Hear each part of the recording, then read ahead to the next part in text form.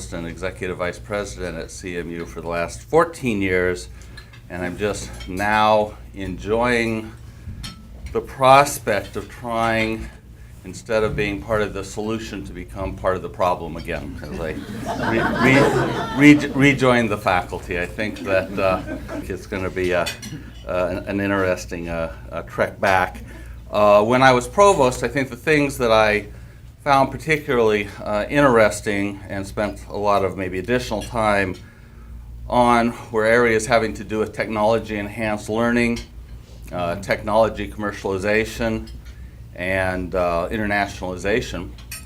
But I also got to spend time on some boards of a variety of health organizations. It was suggested that I mention a few words of what I see as the big issues that CEOs and boards in these settings are actually dealing with, and let me just mention them very fast. If there's any interest, we could talk a little bit more about them. They are ones that kind of show why some of this behavioral economic agenda, as important as it is not always on the front burner. First, there's this tremendous effort throughout the country, throughout every part of the country that I know of, for consolidation and acquisitions. It is sweeping hospitals, it's sweeping physician practices, it's sweeping the insurance industry. It's both because there's this drive to get to scale, and there are economies of scale that one could imagine are the result of such consolidation, but it's also just because everyone wants to become an oligopolist or monopolist. I mean, that is the name of the game in all of these different markets and regions. Second, and speaking a little more vaguely, it is at least, the system of the academic medical center and the medical school and the associated medical system is one of the great strengths of American health structure. It's not clear it's sustainable.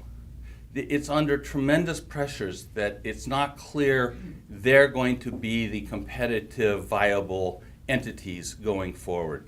And trying to wrestle with these internal contradictions is a dominating challenge for those hospitals and those boards that function in that environment. The third big trend I'll mention is this tendency, which is fascinating, of integrated systems. So you're moving more and more to systems in which the provider and the insurance company and the physician practices are all owned by the same entity. And this is encompassing lots of things that you are very familiar with, having to do with the slow and choppy attempts at moving from fee-for-service to various capitation models, trying to squeeze cuts and salaries, a whole set of issues with where IT and telemedicine and so forth can go in the future. And then lastly, there's the eternal contradiction of American healthcare, which is there's not been a rational way to deal with rationing. And that is, at the end of the day, can't even use the R word, but that drives a tremendous amount of where things are going to go, and we still don't have a political structure or consensus on how to deal with that.